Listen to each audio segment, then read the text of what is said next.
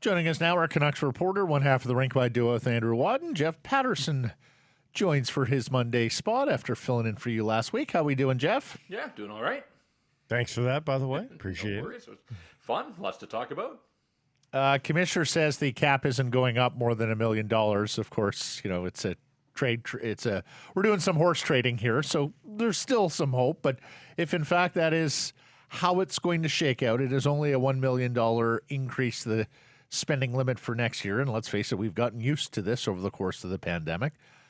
Boy, there's some significant implications for the Canucks. They may have been the team most saved by an increase in the PA playing ball on this, Jeff.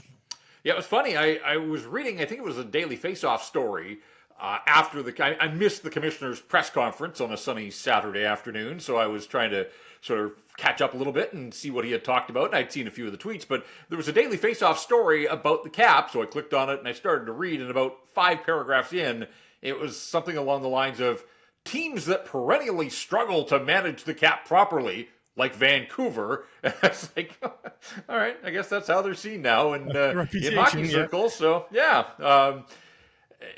Sure. I'm sure somewhere in corner offices at Rogers Arena, the fingers were crossed that this would be the year that it would see a little bit of a bump that maybe would allow them to, kind of slide out of the predicament that they're in. Alas, I think they better have been doing their planning with ultimately what we learned from the commissioner, and that is that, they're not getting rescued, essentially. So the hard work has to continue. We talked about this last week, Matt, that the month of June, it is a month where things simply have to happen for the Vancouver Canucks, because if they don't in June, they're going to be on the sidelines in July when other teams are spending on free agency. And also, the longer this goes, the closer to the start of training camp, other teams are going to recognize the predicament that they're in. And at that point, already we have seen, and use Brock Besser as your example, nobody's been willing to play ball with the Vancouver Canucks without a significant price being paid. And I think that price only goes up the further we go into the summer months. Do you see a way in which the Canucks can get better while being significantly cap compliant? I mean, maybe that's too much of a wish. Just being cap compliant. Can they get better? Well, they have no choice. Yeah. They have to be cap compliant on the opening day of the season. Can they be better at the same time? Well, you heard Patrick Allvin at his year-end press conference talk an awful lot about improvement from within. And I do think on that front that is a path to improvement for the Vancouver Canucks. But realistically, how much better is Elias Pettersson going to get? How much better is Quinn Hughes going to get? JT Miller took a step back last year, and even at that is still a highly productive player. But, when we're looking at improvement from within, I think we're talking about Dakota Joshua. Can he take another step? Is there more from a guy like Nils Aman? And ultimately, what do they have with Vasily Podkolzin and Nils Höglander? And it's interesting that those names come up on the same day that Cole Caulfield gets a max deal in Montreal, because, of course, they were all part of that 2019 draft class here in Vancouver. And obviously Caulfield has done laps around what Podkolzin's been able to do on a production front. Matt Boldy in Minnesota, the same thing. But this is where the Canucks, if they are going to have improvement from within, what ultimately did that year in Abbotsford do for a guy like Nils Höglander?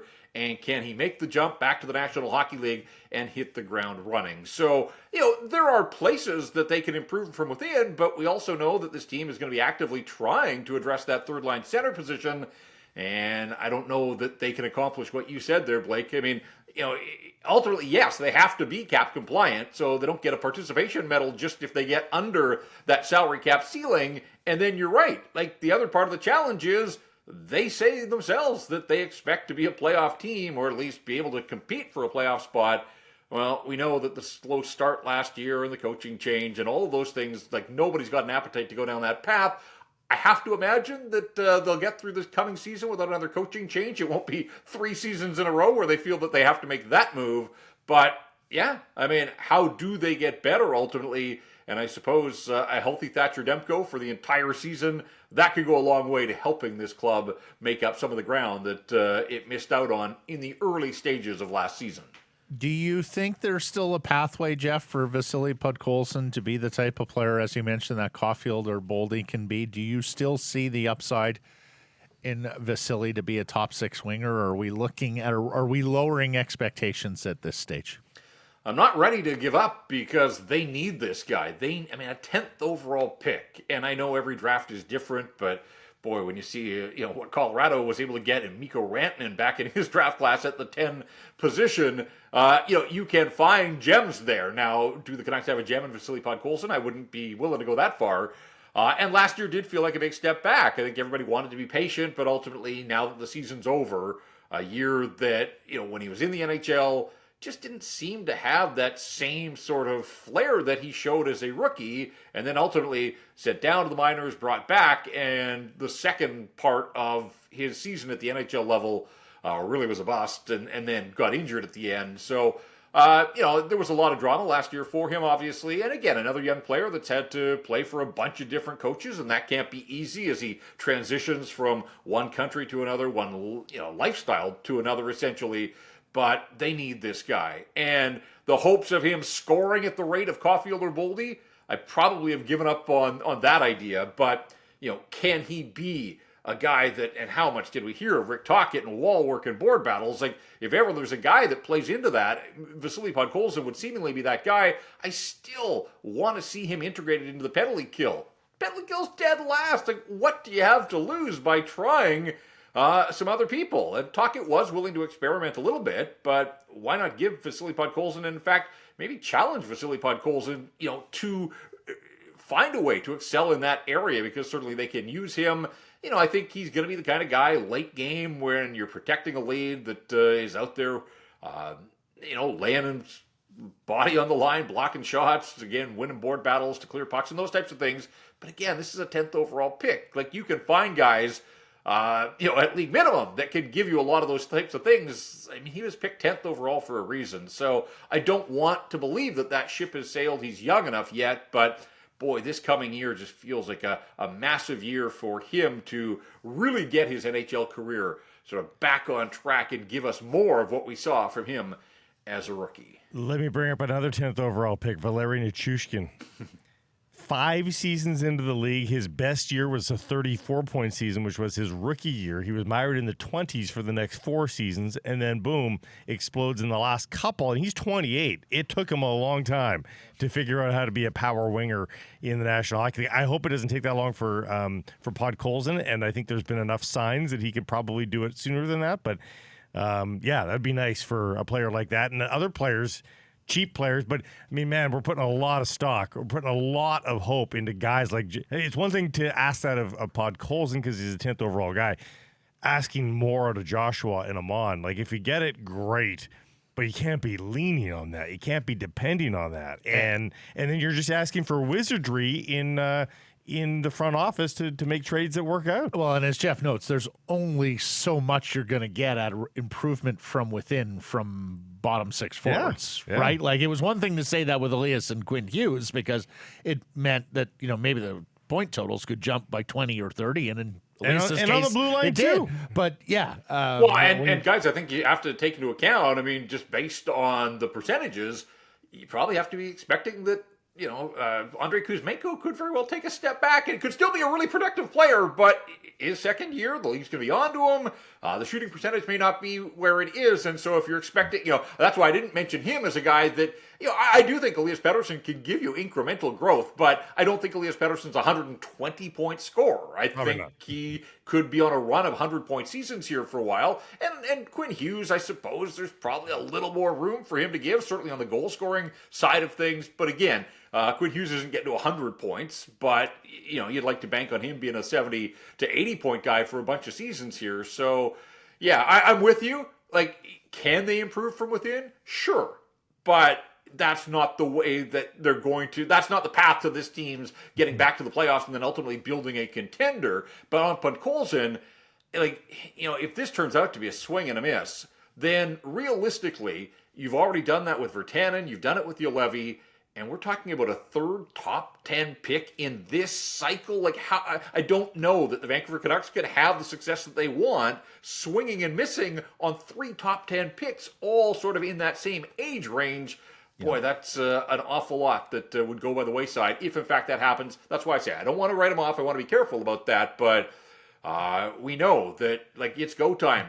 more than ever for young players, certainly guys with high draft pedigree. They've got to step in and make their mark, and so far, Podkolzin hasn't been able to do that. Absolutely. Jeff, switching gears, coaching carousel. We have news that Mike Babcock is going to get the Columbus job.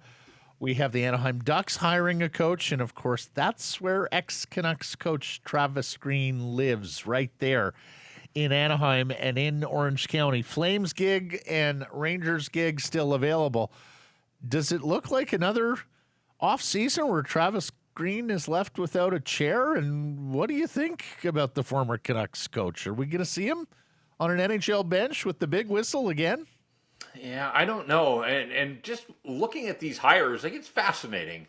I wasn't convinced that there was a team that was going to touch Mike Babcock, but sure enough, Columbus, Jarmo Kekalainen felt that he was the guy. It sounded like they had a pretty exhaustive search, and I think Travis Green, it was reported by Aaron Portzline of The Athletic that Travis Green was interviewed for that job. So, he's connected to some of these jobs, but he hasn't landed that second head coaching job in the National Hockey League just yet. And I think the longer you're out, probably the more difficult it is to get back in, unless you're a guy that has Stanley Cup championship pedigree like a Mike Babcock. And we see, whether it's John Tortorella or others, that Stanley Cup ring, even if it's just one Stanley Cup, that seems to carry an awful lot of weight with managers. So fascinating where Anaheim and Columbus finished in the standings. And you've gone with Mike Babcock in Columbus, and here Anaheim going really with a surprise hire, a guy that's been a lifer in the hockey circles and has coached at all levels and been an assistant in the NHL, but a head coach in the minors and at college in Greg Cronin. But a couple of 60-year-olds getting head coaching gigs, and for Cronin, you got to applaud the guy. He's waited this long to get his first opportunity as a head coach in the National Hockey League. For me, guys, where it gets interesting is, how do they round out their staffs? And we see this now that so many coaching staffs have a head coach, but guys with NHL head coaching experience also on those staffs. And we've got Mike Yeo here in Vancouver with Rick Tocchet. So, I guess for Travis Green, you see yourself as a head coach.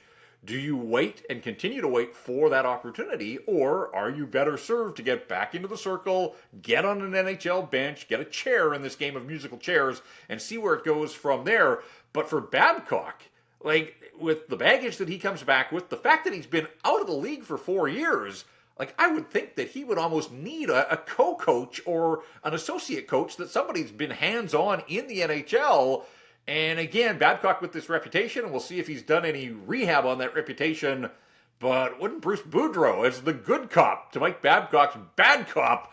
And I don't know if Bruce is looking for that kind of opportunity, but I am going to be curious to see who's going to align themselves with Mike Babcock after all that he has been through, but also, what's he looking for to round out his staff for a guy that has, and I'm sure he's been watching the NHL during his absence, but one thing to watch it from an armchair in your living room, another to be hands-on and preparing your team to go to battle on a nightly basis without intimate knowledge of, other teams and what they've been up to. So really going to be curious to see how Babcock and Greg Cronin go about filling out their staffs. Travis Green may be on the Bruce Cassidy plan. For his sake, I sure hope not. But 12 years between head coaching gigs for Cassidy, who's now done very nice work with the last two of them, both in Boston and now in the Stanley Cup final with the Vegas Golden Knights. Last word on the Memorial Cup, Jeff, back in your old stomp of Kamloops. And you won our bet because I had Seattle, and boy, was Quebec emphatic in their victory. And now we're starting to hear the Rangers might be interested in Patrick Waugh and a return to the NHL. Yeah, well, I think there's a pretty strong tie with the guy that's running the Rangers these days in Chris Drury and Patrick Waugh. So, yeah, start to connect dots are, so often the way in hockey. Hats off to the Remparts. Look, it's so hard to handicap the Memorial Cup with 3 league champs and a host team. But boy, I watched the opener of the tournament when Quebec basically skated circles around Kamloops and caught my attention with their speed and their ability to finish. And they didn't let up. They were relentless throughout that tournament to punch their ticket to Sunday's final almost a week ago, and that can be difficult too in a short-form tournament where other teams are scrapping and clawing and playing meaningful hockey, and you're sitting around and really just practicing. But that might have been their best game of all, the championship final. So, yeah, I remember calling a very one-sided championship final in Kamloops back in 1995. The home team and the right team ended up winning that year Not the home team. The home team was the first one eliminated from this year's tournament, but I would say the right team ended up winning, even if it's a bit of a surprise. I mean, they more than, I was going to say held their own. They did more than that. They dominated that tournament, so good on Patrick Roy, good for his players. And there's been a little run of domination here from the Quebec League the last bunch of years. So Western Hockey League's got its work cut out for it. I think I read somewhere it's one of the last 11 Memorial Cups have come back to the West. So time for the Western Hockey League to rise up here starting next season. Yeah, meat and potatoes hockey maybe doesn't always win the day. You know, we used to chide the Quebec League for being soft and all that sort of thing. Well, they've got a lot of skill there often, and skill seems to be winning the day, even in the Memorial Cup. So it's one of the last 13 to the West. It was that Edmonton team back in 2014. Previous to that, you have to go back to Spokane in 2008, and then the Giants here in 2007. It's been 4 in a row for the Quebec League, and of course, 2 canceled there because of the pandemic. So a non-Quebec League team has not won since 2017. And the Windsor Spitfires. And next year we're going to Saginaw in the Ontario Hockey League. Saginaw already has some really good-looking prospects on the team. Some already drafted in the National Hockey League first-rounders, some first-rounders to come. So we'll see if the West or Ontario can break through next year in Saginaw, Michigan. Of all places. Well, I know the Kamloops Blazers didn't win the tournament, but boy, it sounded like the city of Kamloops was a winner. And to the surprise of no one, I mean, the weather was spectacular, and it looked like Kamloops put its best foot forward as one of the great junior hockey centers in this on this continent. For sure, absolutely. We talked about that last week. There are a few junior hockey towns across the country that are better. It is the tournament capital of the world. I should hope they can put the tournament of Canada, Blake. Not of the world. Not of the world? They haven't set their sights on the world yet. Who's the Italian submission for that? Who's the? I mean, I don't know. Torino? Yes. Palermo. Yeah, Jeff, great stuff. Thanks for catching up. We'll do so again next week. All right, guys. Thanks.